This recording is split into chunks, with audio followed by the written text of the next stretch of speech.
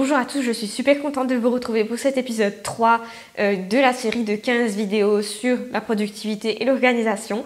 J'espère que les deux précédentes vidéos vous ont plu, n'hésitez pas à aller les voir si ce n'est pas déjà fait. Comme vous avez pu le constater, aujourd'hui on parle du dimanche.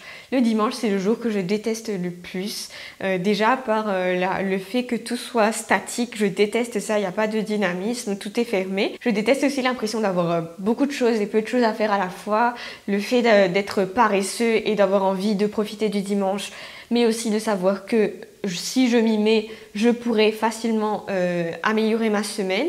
Et je déteste ça, mais je pense que le dimanche, c'est un jour clé où il faut profiter et que tout soit fermé pour faciliter sa semaine. Donc voici quelques points pour vous aider à mieux planifier votre dimanche pour que votre semaine se passe mieux, plus doucement, plus calmement et que vous soyez moins stressé. Donc ne vous inquiétez pas, je ne vous ai pas préparé une liste où il faut courir partout. Je tiens en compte le fait que le dimanche soit quand même un jour où il faut se reposer, où il faut se remettre en forme pour être d'attaque pendant la semaine. Le premier conseil que je peux vous donner, c'est de profiter de la matinée pour planifier.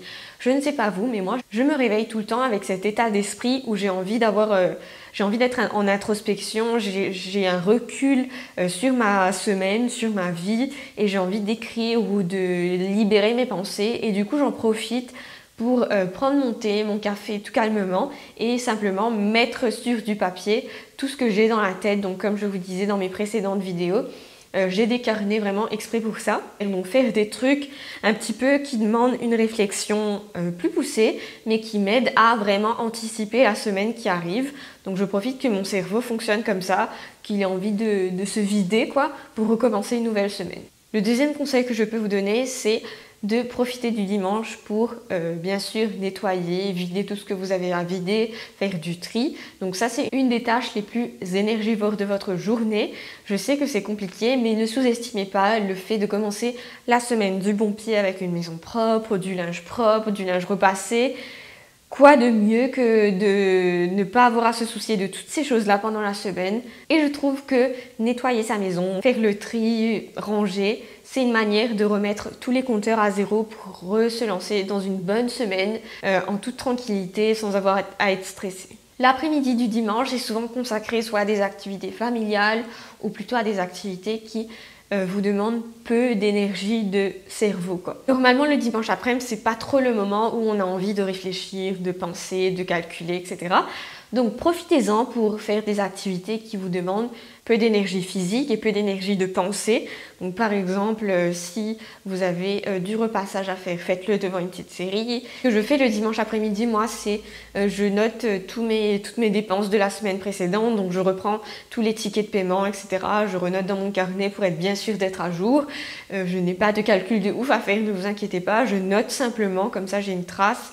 Et ça me demande peu d'énergie et je fais aussi mon repassage. Il y a un truc vraiment relou que tu peux faire que le dimanche, c'est de préparer en fait ce que tu vas manger pendant la semaine.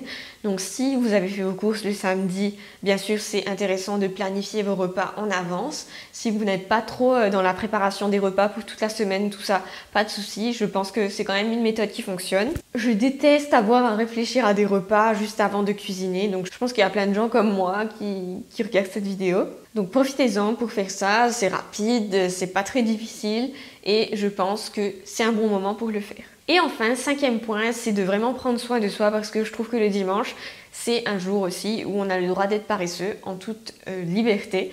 Donc profitez-en pour faire tout ce qui est routine beauté, laver vos cheveux, faire un gommage, faire un masque, tous ces trucs qui vous prennent beaucoup de temps normalement en semaine et que vous n'avez pas trop le temps de faire bien comme il faut. Si vous adaptez votre dimanche comme ça, vous pouvez vraiment en profiter pour être avec votre famille, vous relaxer, mais aussi faire des choses pour être productif à la fois le dimanche et toute votre semaine pour qu'elle soit plus fluide. Donc en lien de cette vidéo, si vous voulez, je vous ai mis une Sunday checklist.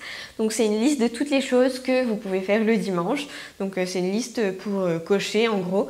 Et je trouve que c'est intéressant si vous avez du mal à vous organiser le dimanche pour vous sentir productif. Donc bien sûr, on se retrouve demain pour un autre épisode. Moi je vous dis à très vite et prenez soin de vous.